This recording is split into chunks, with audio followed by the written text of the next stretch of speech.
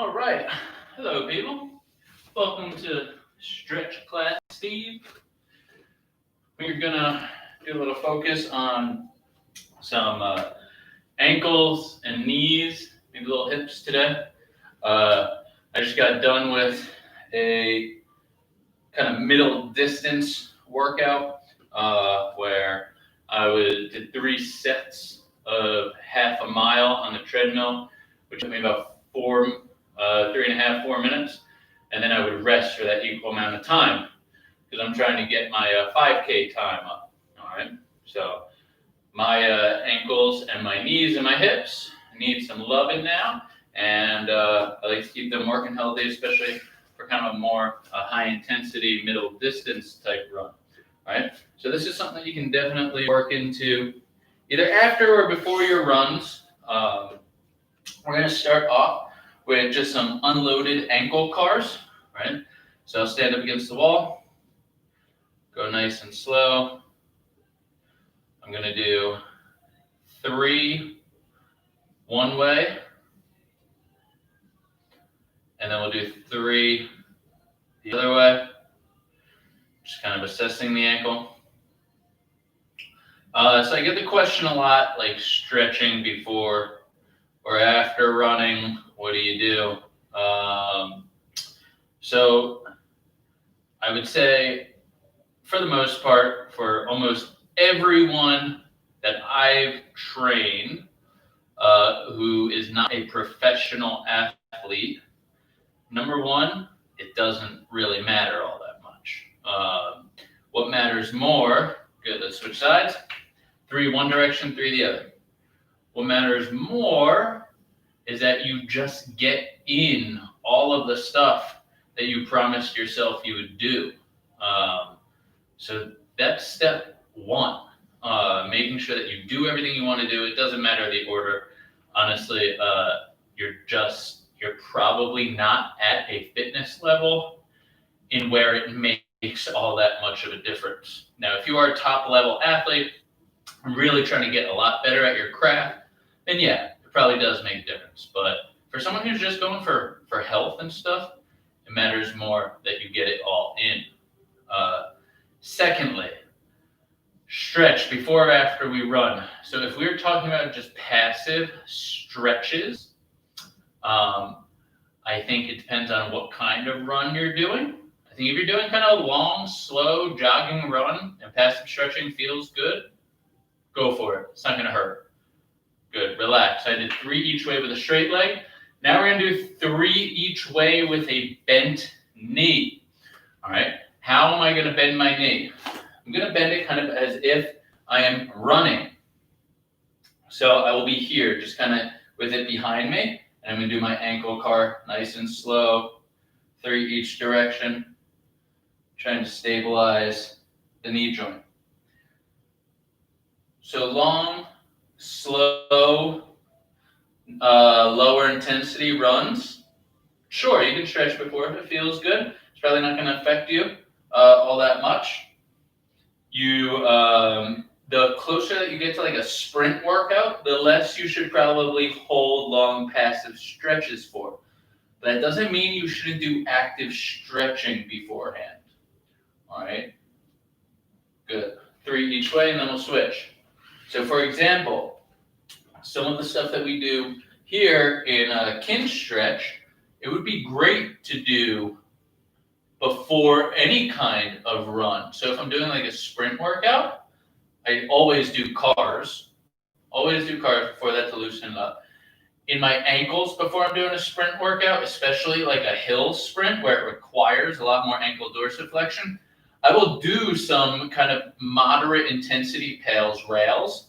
I will also do some passive range lift offs to a moderate intensity. I will also do some eccentric neural grooving to a moderate intensity or kinetic stretching. All right. What I'm not doing is any kind of passive stretching. I'm doing motion stuff, things that require my muscles to work so they get ready for the impacts of sprinting. All right. So we just did ankle cars, and now we're going to get into some calf raises. All right. So when we do our calf raises here, I want you to focus on keeping your feet together, ankles touching, big toes touching, and we're going to think about going up onto the big toe. We're going to do these for 2 minutes. It's quite a long time to do calf raises. Your calves are going to burn. So try to keep a steady pace, and I'd rather see height rather than reps. Ready? Let's do it. So yeah, definitely movement kind of stretching or dynamic stretching, or even isometrics before sprinting. Right. I'm just going to put my hands on the wall back behind me to help me balance a little bit and get more motion out of the ankle that way. How about before kind of a middle distance run like what I did today?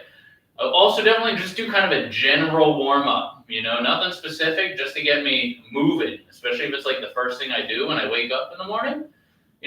I want to prime just my body for moving. And that can be as general or as specific as you want. If you look on my YouTube, Stephen Cornelli, I have 2 running warm-ups, M1, M2, maybe there's an M3 up there. And they're just kind of general movements to help start moving all the joints. All right. They're great to do before a run, help get the heart rate up, help get blood flow to all areas of the body, help increase core body temperature, which helps us at least feel loose and relaxed and can increase performance. All right. Post running. So after post run, that is definitely a good time to do some passive stretching. It helps us relax, helps us cool down. Ooh, calves are burning. We still got 30 seconds left. Helps us relax, helps us cool down. I will also do very low intensity Pails Rails after a run to help target any tissue that is feeling kind of tight or sticky or painful or anything like that. Good. That was 2 minutes. Let's rest. We're going to go down onto our hands and knees. We're just going to go into a toe stretch right here. All right. So I have my toes curled underneath me. And I'm going to try to keep my big toes on the floor and try to keep the heels together. And I'm just holding this, all right? Kind of toes curled underneath me. I should feel stretch in kind of the arch and the calf.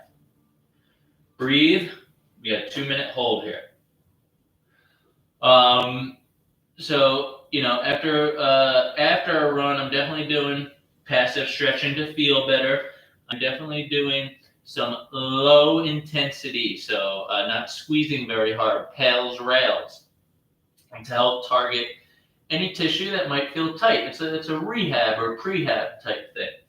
I wouldn't do any high intensity stuff because remember, Pails Rails and even passive range liftoffs or passive range hold are very high intensity, require a lot of work. And after a run, you're probably pretty tired, so you're not going to be training it very efficiently. So I would suggest that you keep that stuff for before the run, or even do a double session. All right, 1 in the morning, 1 at night.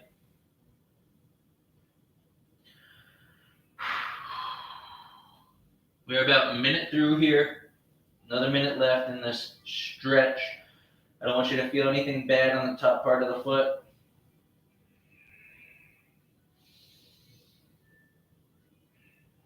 You can even play around here with some Pails Rails activations. I definitely am a believer and user of kin stretch and functional range conditioning. I think if you're just getting started in it, Pails and Rails and kind of what you're targeting can all be confusing. So simply just doing passive stretches, but trying to activate stretched tissue and regressive or contracted tissue can be helpful. It doesn't even have to be for time. It doesn't have to be in any order. You're just kind of figuring out and activating things so that you know how to activate stuff in these stretched and contracted positions. Good, let's come out of there. All right. From here, we're going to go back to our feet together stance, and we're going to do 2 minutes of toe raises, so just the opposite of the calf raise. When you do this, I want you to kind of keep your butt on the wall behind you. All right, so I'm kind of leaning back, and I'm just going to lift up like that. All right, 2 minutes. Begin.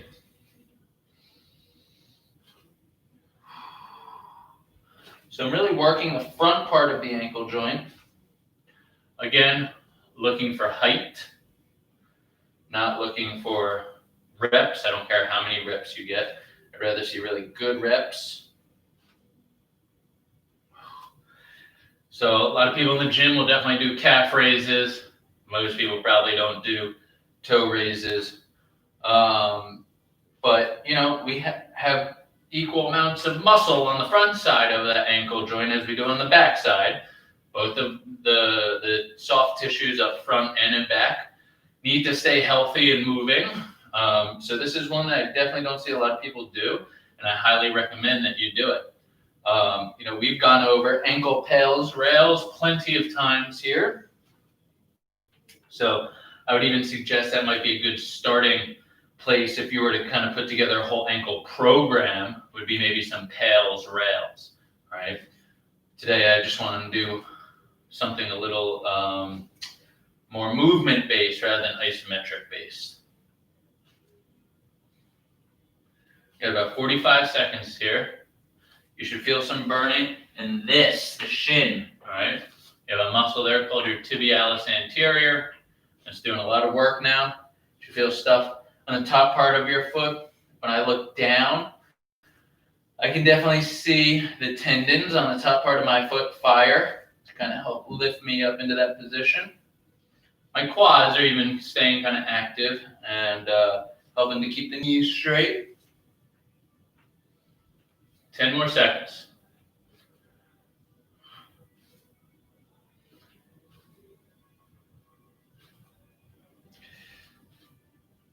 Good. Rest. We're going to shake that out. All right.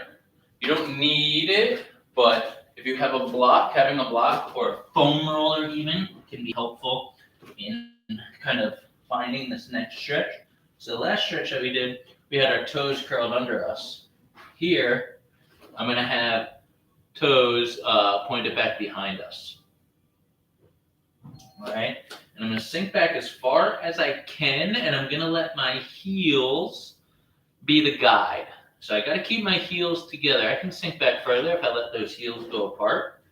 I don't want that. I'm trying to target very specific tissue, and I can only target if I keep those heels together. So I might not be able to get back as far as I think I can. That's okay. Breathe, relax here. If you don't have a block or a foam roller, you can certainly do this on the floor, and most people will still be able to feel it. If you're having trouble feeling it, block, foam roller, even a pillow underneath kind of the feet. Think about where your shoelace knots would be. That will be the place where you kind of elevate the on the edge of the pillow. All right, that's kind of where we want that hinge point to be. So we are about a minute through. We got about a minute left here. Again, we're just holding for 2 minutes. You know, how long do you hold passive stretches is a question plagued mankind for centuries. You know, if you just think about it, the answer is if you want to be good at getting into a position, then you should probably just spend more time in that position. And so the answer is if you spend 1 minute in a single position every day and you're seeing some results that you like, then you probably don't have to do much to alter that minute. If you stop seeing results, what do you think you have to do? You probably got to increase the time that you're spending in that position. Now, another option would be come up with a different exercise that stimulates differently, but that's too complex. Just try spending more time in it, and I'm sure you will see some changes occur. Now, at some point, the whole just spending more time in a position becomes inefficient. And that's when you got to start changing things up. But in general, holding a stretch for anywhere from 30 seconds to a minute is probably not going to do much for most of us. But if you start trying to hold it for like 2 minutes, I promise you, if you do that every day, it will start to create some change. All right.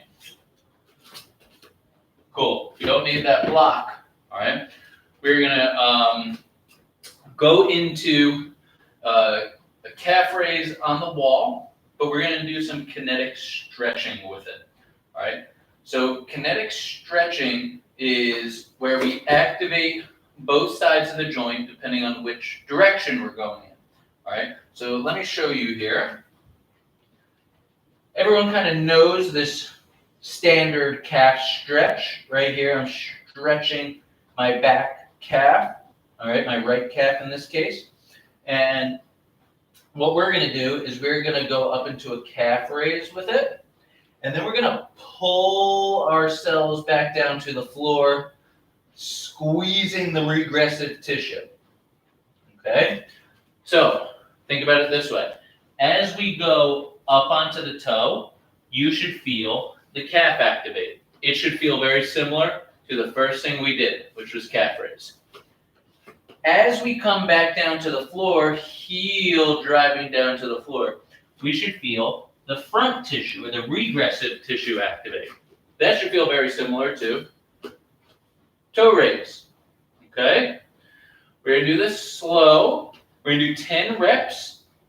It's going to take us 5 seconds to go up, 5 seconds to go down. When we hit the bottom, we're going to keep squeezing the regressive tissue for another 5 seconds. So a whole rep is going to take 15 seconds. Okay? We're going to do 10 of them.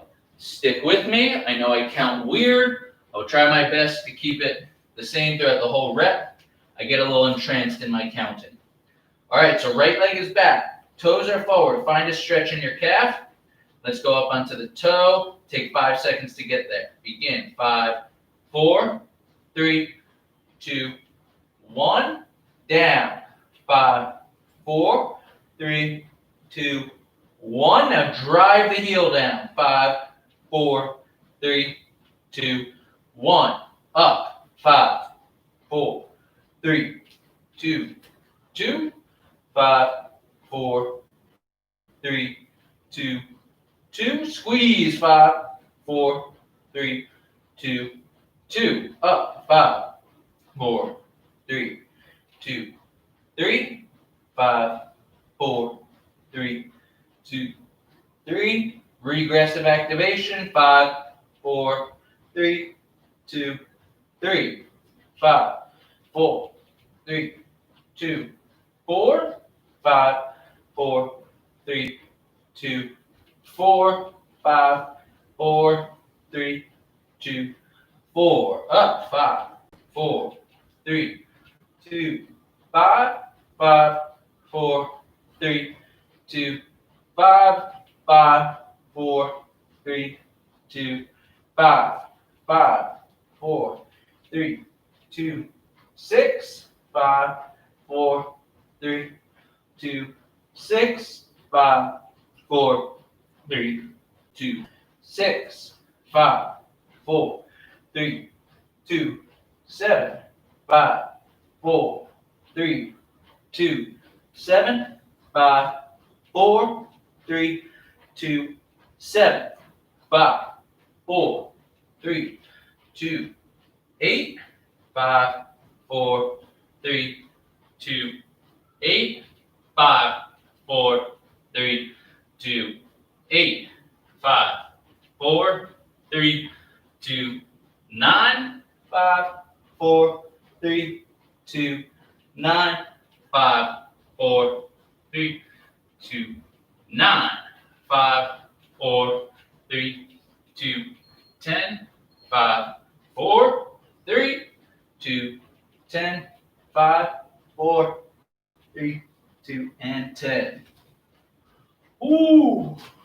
Oh man. If your calf and shin and ankle are not burning after that, you probably did something wrong You probably took it too fast. You got to keep things slow. All right. Definitely burning after that. Definitely feels good. You know, you got to think of all that movement and that slow focus control of the ankle joint is just giving time for your brain to learn how to control the ankle joint. It's like they're just talking on the phone, your brain and your ankle, right? And your brain is just giving more commands, and your ankle is just giving more sensory feedback, and they're just opening lines of communication, making it better at talking at other times when you're not even thinking about it, i.e., running. All right, here we go. Other side. Same deal. 10, 5, 5, 5 tempo. And up. 5, 4, 3, 2, 1. 5, 4, 3, 2, 1.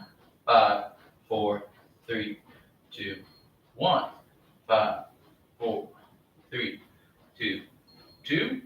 5, 4, 3, 2, 2. 5, 4, 3, 2, 2.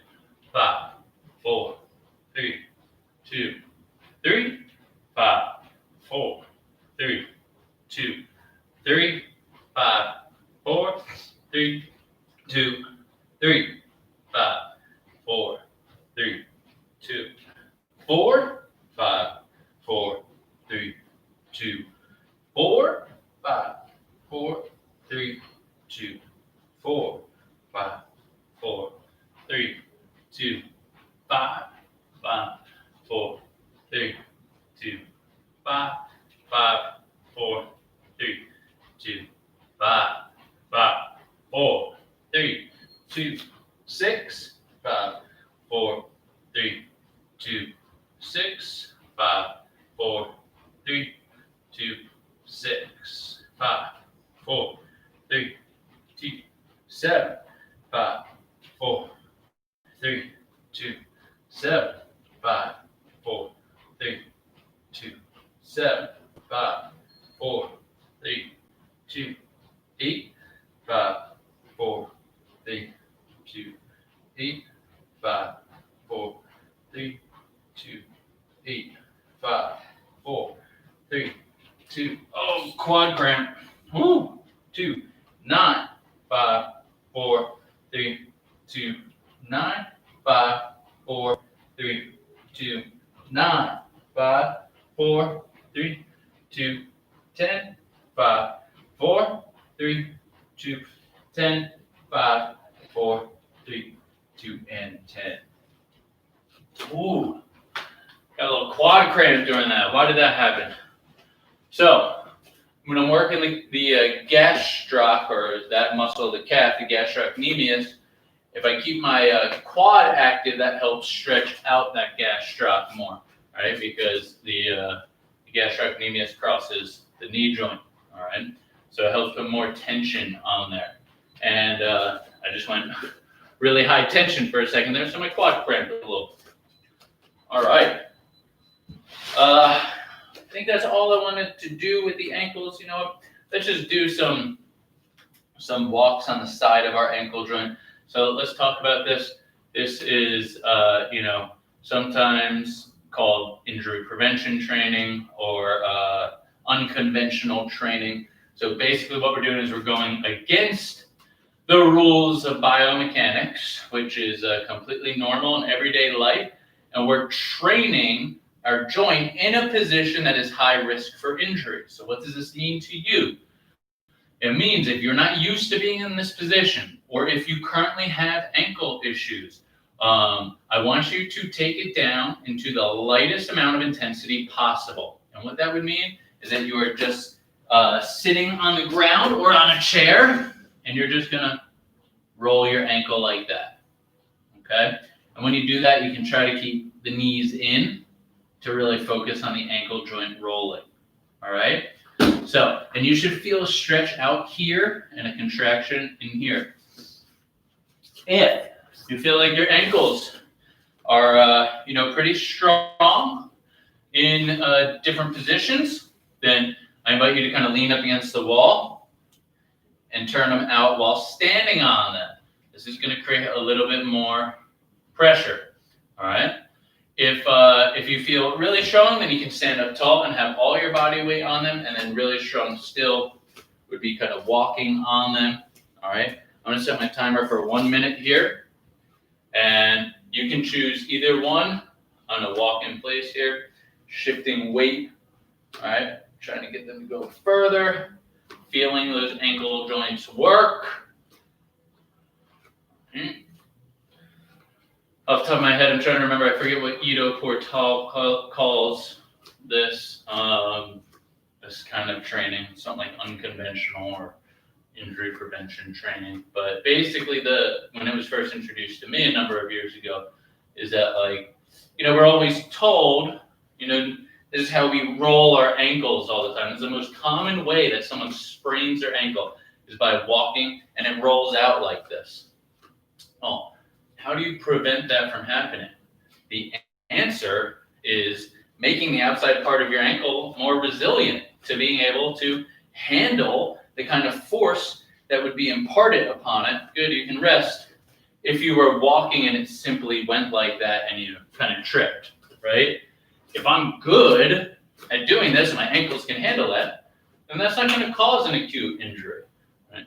That's the reason why we should train in all different positions, not just what we consider to be biomechanically efficient. Biomechanics has its place by all means, especially more important for athletes, but the general public probably does too much of it and has to focus more on the stuff that's not biomechanically sound. All right, so I want to get into some knee flexion and hip flexion Pails Rails. So we're gonna do Pails Rails, but this is gonna be a 2-joint Pails Rails. So I want to kind of explain it first, and then we'll get into it. So if I start on all fours with my feet touching the wall, and I take my right shin and put it up against the wall, making sure that my knee is on the ground, right? I have just extended my hip joint and flexed my knee, okay? So if you were to look at me from the side, imagine this ball was the wall. This is what I look like. So I extend it, or I opened up this hip joint, and I flex my knee. All right? So we have tissue that will be stretched all the way from the hip down to the knee if we get into this position correctly. 2 things that end up happening when people enter this position. Number 1, they end up rotating their pelvis, or if you see this part of my hip, it rolls out, all right? And they end up like this. And then they don't feel anything, okay? That's because your spine is curved. So you want to make sure that you're straight. Number 2, they end up anterior pelvic tilting, or excessively arching the low back, kind of like that. And that is doing more of your hip in the socket gliding forward type motion rather than elongating the tissues, okay? So in order to combat that, when your shin is up against the wall, we want to make sure that our right butt cheek is squeezed and our abs are squeezed a little bit, all right? And that will help hold us in posterior pelvic tilt, all right? Now, even still, if you're a really bendy person, you may not feel something in this position. So position 2 is going to be foot up like this. But I want you to try to get it in front of you. That would be ideal, all right? For me, that's not happening.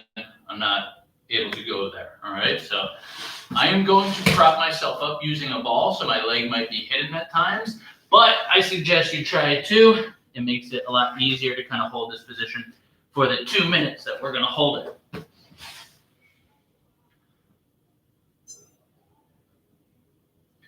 All right.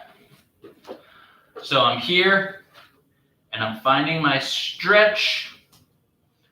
might have to go side to side, find out where I need to hit it today. That feels pretty good. All right, trying to maintain that posterior pelvic tilt. Feel the stretch just kind of running right down the center of the quadricep. All right.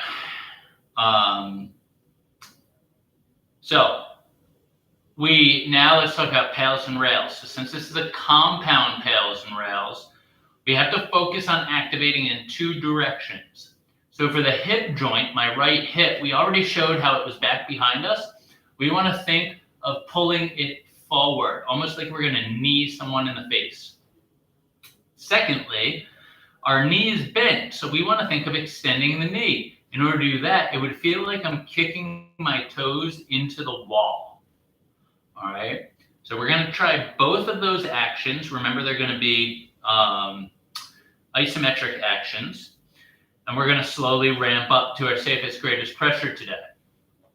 In terms of the rails contraction, that would be more hamstring activation, pulling our hip more into extension and our knee into flexion, and then more butt activation, also trying to pull our hip into extension. That's our rails contraction. We will slowly ramp up to our safest, greatest pressure of that today after we do our pails. All right, we got 30 more seconds of this passive stretch. You can also kind of move side to side to find where you want the exact stretch. You can also alter the location of your knee or your foot just a little bit side to side to find out where you want that exact stretch. My foot is cramping a little bit right here. This is not good. All right, here we go. Pails contraction. Think knee extension, hip flexion. Start off lightly. Start ramping up more and more.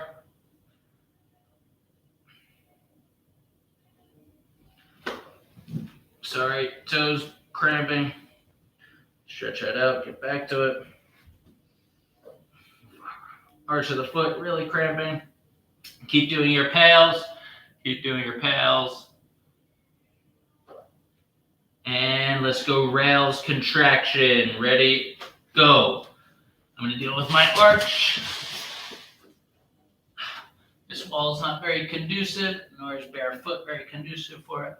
Keep rails, hamstring, glute, hamstring, glute, hamstring, glute.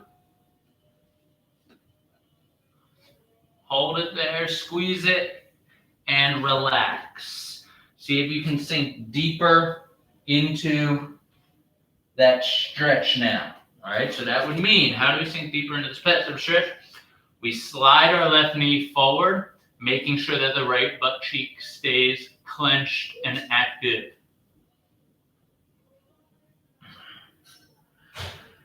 Breathing, we're just going to hold here for a few more seconds.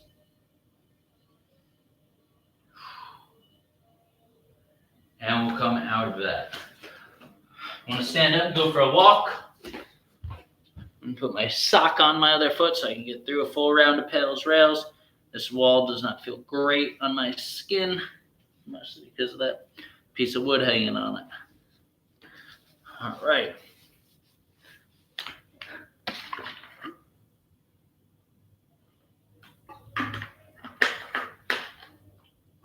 All right.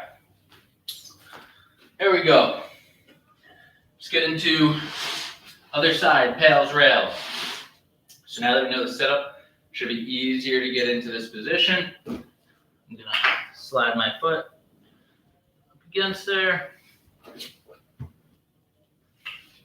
Let me move off to the side. There we go. That's better. All right. I'm gonna drive that underneath me. I'm gonna find my posterior tilt. I'm gonna find that stretch in my quad. I have more range of motion here. I can come up a little bit higher.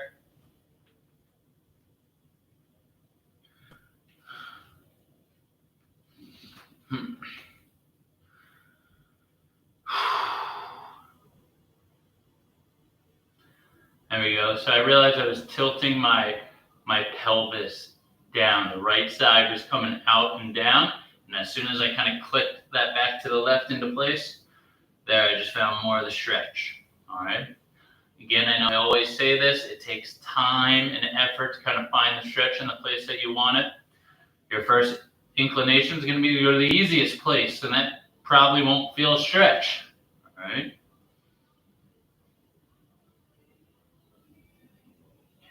You got about 1 minute left, and then we're going to go into Pails and Rails. Hopefully I make it through this whole set.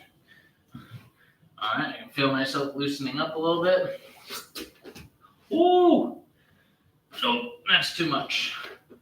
Not ready for that.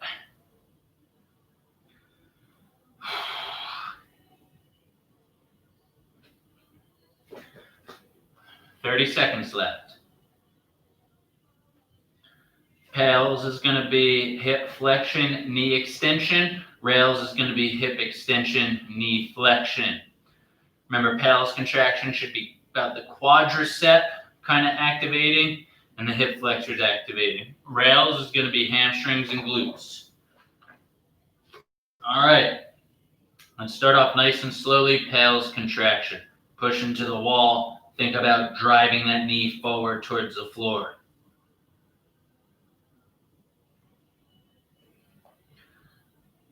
Activation of that stretched tissue.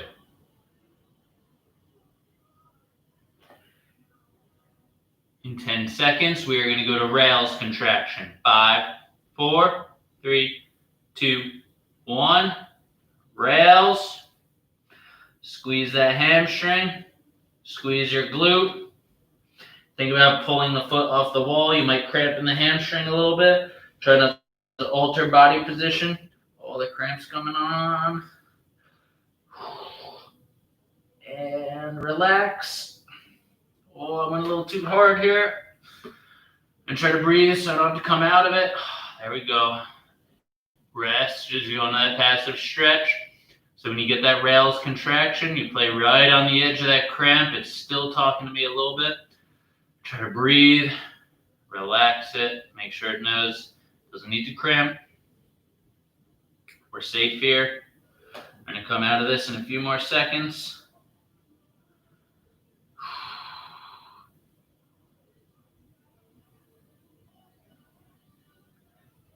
And relax. Ooh, that was good. Oh, so that is the combo of knee flexion and hip extension on our Pails Rails. So the goal with that is that it would give us the ability to be here more. All right. So let's kind of train that. All right, with some passive range liftoffs. So the first thing that we'll focus on in our passive range liftoff is going to be hip extension. And we'll do this from lying on the floor. All right. So let's try right leg first. Let's see how this goes. We're going to first start by going to slight posterior tilt. All right. So I'm not there with my butt out. And take it and tuck it underneath me, kind of flattening out the back. Second, bend that knee. Hold it there. Third, extend the hip. All right. Deep breath in.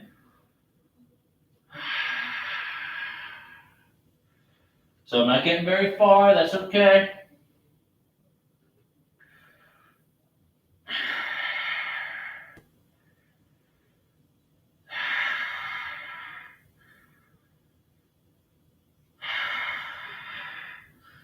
All right, so I just did 5 of them. Let's talk about what else is going on here. All right, why do I want my knee bent like that? Because hip extension on the run will occur when the knee is bent. So again, we're just kind of carrying over to those positions. Secondly, I'm shortening the hamstring here. Makes it a little bit harder to activate the hamstring up at the hip joint when the knee is bent. Okay, if you're having trouble, you can most definitely do it like that. The most common compensation I see is that people will just use their low back, so they'll float into this anterior pelvic tilt. I want you to try to maintain good ab position. Let's do 5 more.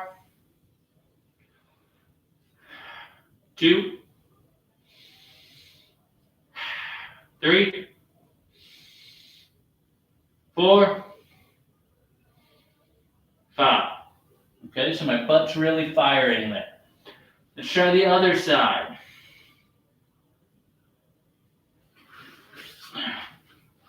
Gonna modify this position for my shoulder.